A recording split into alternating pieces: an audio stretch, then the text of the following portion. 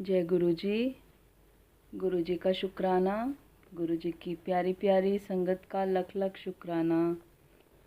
संगत जी, कल हमने महाशिव पुराण कथा रुद्र संहिता तृतीय खंड अध्याय 39 श्रवण किया था, जिसमें हमने श्रवण किया था भगवान शिव का नारद जी के द्वारा सब देवताओं को निमंत्रण दिलाना, सबका आगमन तथा शिव का मंगलाचार एवं ग्रह पूजन आदि करके कैलाश से बाहर निकलना।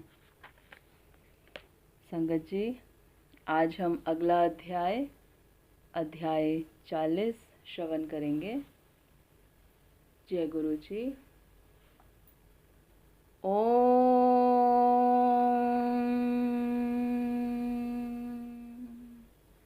नमः शिवाय।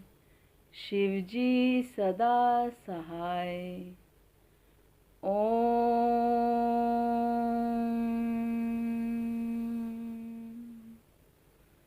नमः शिवाय। गुरुजी सदा सहाय। जय गुरु जी। महाशिव पुराण कथा रुद्र संहिता तृतीय खंड अध्याय 40। भगवान शिव का बारात लेकर हिमालयपुरी की ओर प्रस्थान। ब्रह्मा जी कहते हैं, मुने, भगवान शंभु ने नंदी आदि सब गणों को अपने साथ हिमाचलपुरी को चलने की प्रसन्नता पूर्वक आज्ञा देते हुए कहा, तुम लोग थोड़े से गणों को यहाँ रखकर शेष सभी लोग मेरे साथ बड़े उत्साह और आनंद से युक्त हो गिरिराज हिमवान के नगर को चलो।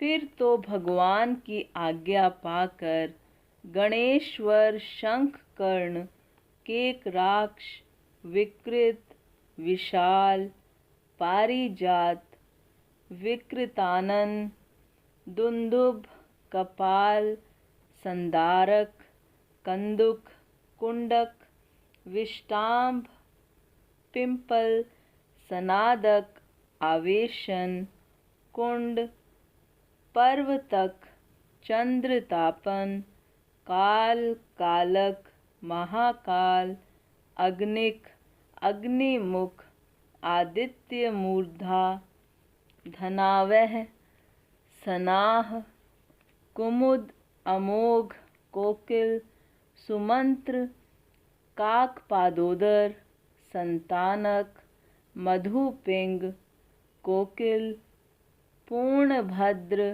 नील, चतुर्वक्त्र, करण, अहिरोमक, यंजुवाक्ष, शतमन्यु, मेघमन्यु, काष्ठागूढ़, विरूपाक्ष, सुकेश, वृषभ, सनातन, तालकेतु, षणमुख, चैत्र, स्वयं प्रभु, लकुलीश, लोकांतक, दीप्तात्मा, दैत्यांतक, भृंगीरिटी, देवदेव प्रिय, अश्नि, भानुक, प्रमथ तथा वीरभद्र अपने असंख्य कोटि कोटि गणों तथा भूतों को साथ लेकर चले। नंदी आदि गणराज असंख्य गणों से घिरे चले तथा क्षेत्रपाल और भैरव भी कोटि कोटि गणों को लेकर उत्सव मनाते हुए प्रेम और उत्साह के साथ चल पड़े। वे सब सहस्त्र हाथों से युक्त थे, सिर पर जटा का मुकुट धारण किए हुए थे। उन सब के मस्तक पर चंद्रमा और गले में नील चिन्ह थे तथा वे सब के सब त्रिनेत्रधारी थे। उन सब ने रुद्राक्ष के आभूषण पहन रखे थे। सभी उत्तम भस्म धारण किए थे और हार, कुंडल, केयूर तथा मुकुट आदि से अलंकृत थे। इस प्रकार देवताओं तथा दूसरे दूसरे गणों को साथ ले भगवान शंकर अपने विवाह के लिए हिमवान के नगर की ओर चले।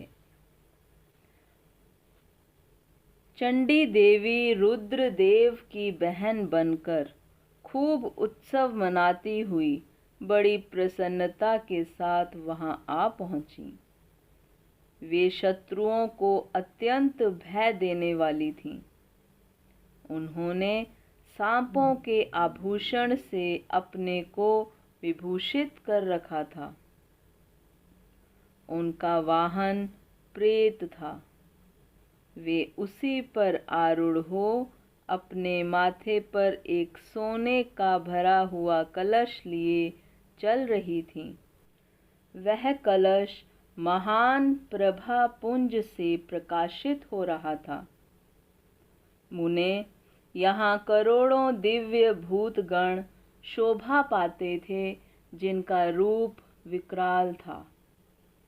उनके रूप रंग भी अनेक प्रकार के थे। उस समय डमरुओं के डिम डिम घोष से, भेरियों की गड़गड़ाहट से और शंखों के गंभीर नाद से तीनों लोक गूंज उठे थे।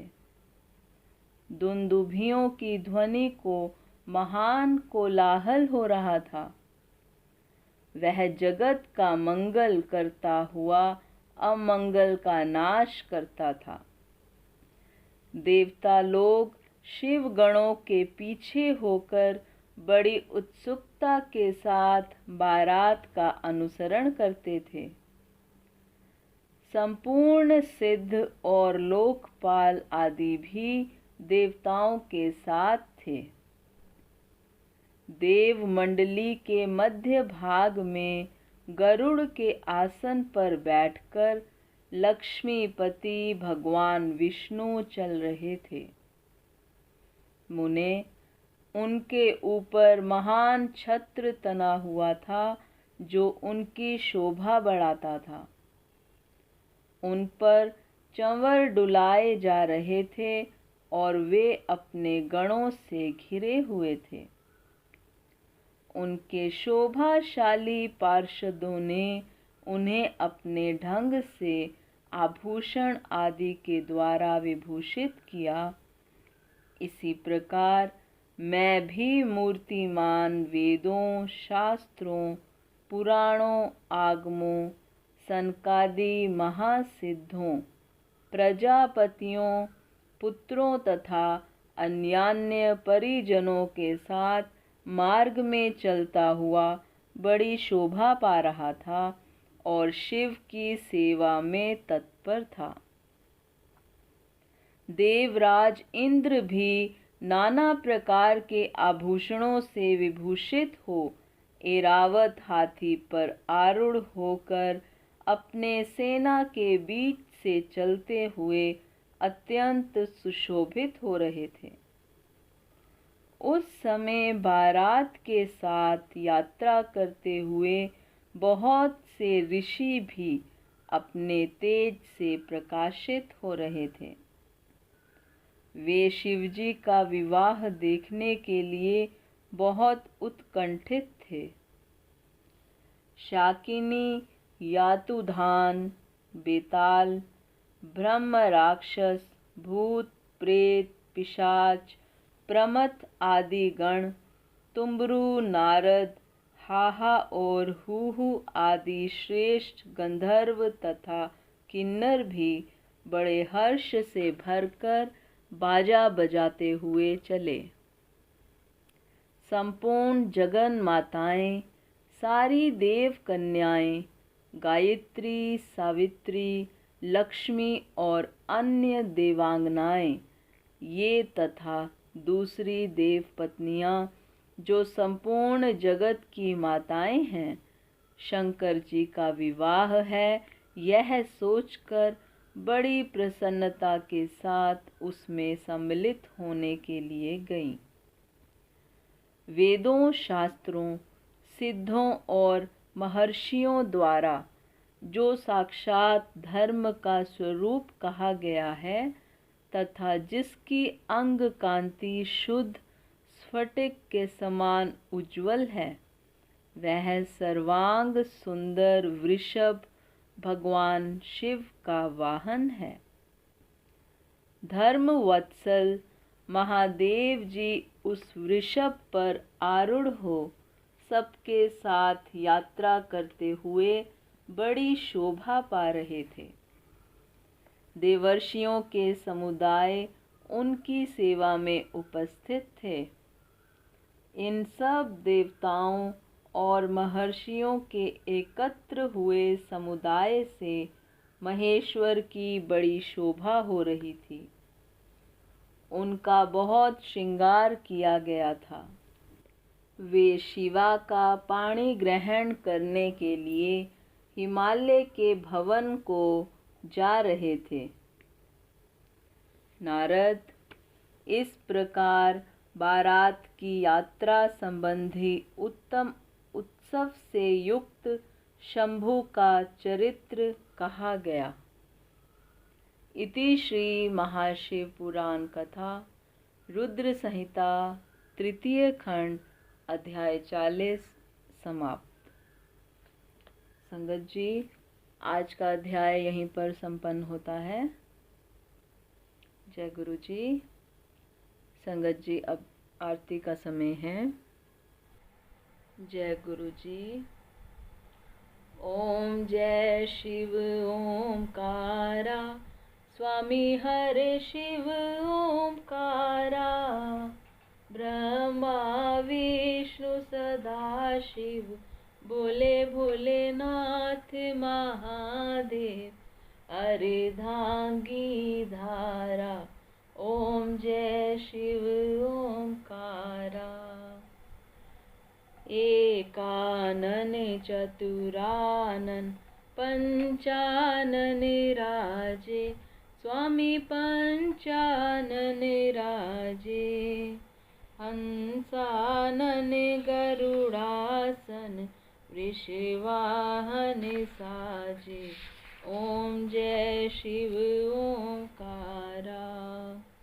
दो भुज चार चतुर्भुज, 10 भुज ते सोहे, स्वामी 10 भुज ते सोहे, तीनों रूप निरखता, त्रिभुवन जन मोहे, ओम जय शिव ओमकारा।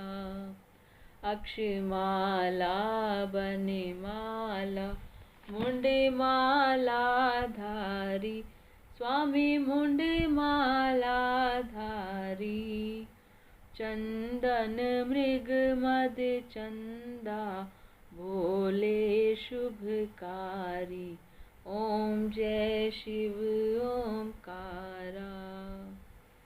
श्वेतांबर पीतांबर, बाघांबर अंगे, स्वामी बाघांबर अंगे, सनकादिक ब्रह्मादिक भूतादिक संगे, ओम जय शिव ओमकारा। करके मध्य कमंडल, चक्र त्रिशूल धरता, भोले चक्र त्रिशूल धरता, जग करता जग हरता, जग पालन करता, ओम जय शिव ओमकारा।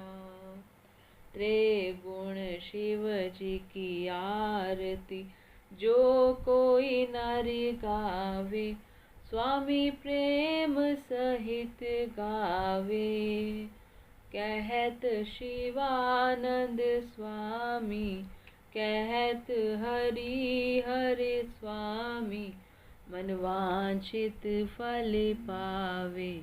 ओम जय शिव ओमकारा। ओम जय शिव ओमकारा। स्वामी हर शिव ओमकारा। भोले पार्वती का प्यारा। ब्रह्मा विष्णु सदा शिव। भोले भोलेनाथ महादेव। अर्धांगी धारा। ओम जय शिव ओमकारा। बोलो शंकर भगवान की जय। भोलेनाथ भंडारी की जय। पार्वती माता की जय। बोलो सद्गुरु महाराज की जय। जय गुरु जी। शुक्राना गुरु जी। शुक्राना संगत जी। जय गुरु जी।